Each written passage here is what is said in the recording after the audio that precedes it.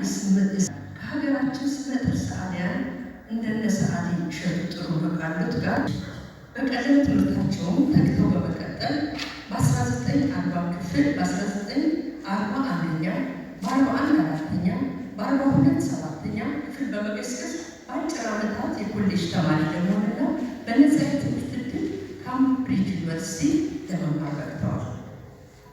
አመስግኖት ደራሲና ጋዜጠኛ ይሞወድሽ በቀለ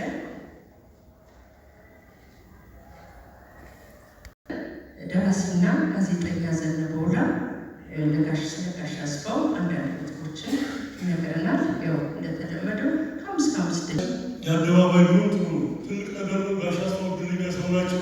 ምናልባት ብሔራዊ ቲያትር ውስጥ ልደቱ የተከበረው ሰው የእሳቸው ይመስለኛል።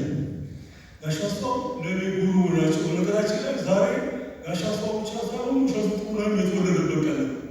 እሸቱ ጥሩነህ ዛሬ 73 ዓመት ሆኖታል።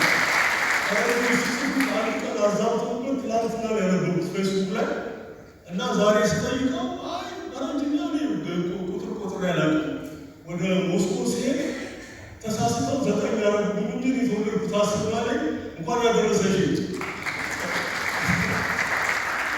በእውቀት በሀሳብ በእድሜ የሚበልጥ ሰው ከአንተ በፊት ኖሯል። ከአንተ በፊት የኖረው አንተ አታውቀው። እዛ ሰውዬ ጋር መጥተህ ጓደኝነትና ወዳጅነት ስትመሰረት ሩቅ መንገድ እንድታይ ያደርጋል። ለምሳሌ እኔ ጋሽ አስፋው በ1950ዎቹ ውስጥ የመጀመሪያ ዲግሪያቸውን ሲይዙ እኔ የተወለድኩበት ዓመት አልነበርኩም ማለት ነው። 23 ምናምን ዓመት ይቀርቡኛል። እየተከተልን በአካል ተገናኝተን ስንጨባበጥ እሳቸው 58 ዓመታቸው እኔ 30 ምናምን ዓመት እንደ ጉሩ የተከተልኳቸው የማንም መንገድ በሙሉ አሪፍ ነው። በርካታ መጽሐፍ አስነብበውኛል። ማስታውሰው እንደ ብላቴን ጌታዊ እሳቸው ናቸው ያስነበቡ። የተወሰኑ ታትሟል። ጥብቅም በሆነ ሁኔታ በፍጹም የኢትዮጵያ ብዕር ያለካቸው አያሌ ርዕሰ ጉዳዮች ላይ በአያሌው ተወያይተናል። በርካታ ጊዜ ምሳዎች አብረን በልተናል። የሚገርሙ ሁሌም ከፋይ እሳቸው ናቸው። ባልሳሳት ወግ ደርሶኝ ባለፈው ዓመት ልክ በዛሬው ዕለት እኔ ምሳ ጋበዝኩና ደስ አለኝ እና ይሄኛው ደግሞ አደባባይ አደረግነው። ኢትዮጵያዊነት ላይ አንድ ነገር ብቻ ልንገራቸው። የመጀመሪያ ልጃቸው ዩናይትድ ስቴትስ ነው የተወለደችው። ምናልባትም እሳቸው ወርልድ ባንክ የኢትዮጵያ ፋይናንስ ምናምን ተወካይ ሆነው እዛ በነበረ ጊዜ ስትወለድ አሜሪካን አገር የተወለደ ሕፃን የበርዝ ሰርተፍኬት ጋር አሜሪካዊ ነው የሚሰጡት።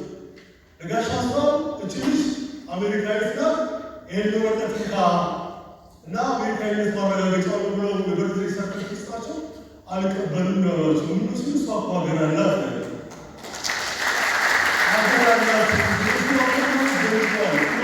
ጋሽ አስፋው እንደ ካርል ማርክስ ወደ ይሄ የዛን ጊዜ ደግሞ 1960ዎቹ ትውልድ ማርክሲዝም ሆኖ ወርዘሆን የሚያቀለቅልበት ስለነበር ይህ ሰውዬ ኮሚኒስት ሳይሆን አይቀርም አሜሪካን ይጠላል ያሉ አልቀበልም ብሏቸው በአንድ ንግግር ብቻ ነው የተቀበሉት።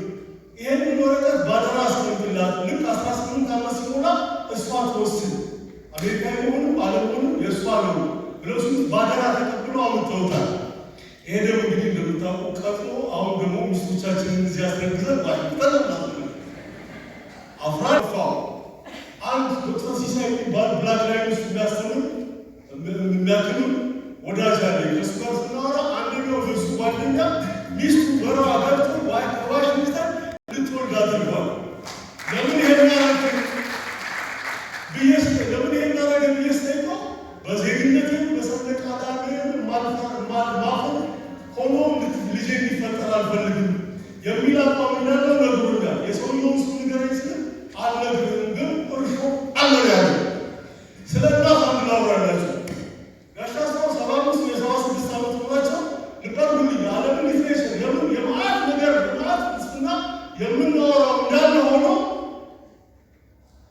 ስለ እናቶቻችን ስናወራ ዛሬ እናቴ ልካኝ ያሉ 76 ምናምን ዓመታቸው ደረግት እዚህ እንትን የሚባል ሰፈር ላይ ጋዝ አለ ሄደ ገስትና ብላይ ሄጄ ቀምቶን ጋዙን ገዝቼ አድርሼ ላፍቀዋለሁ።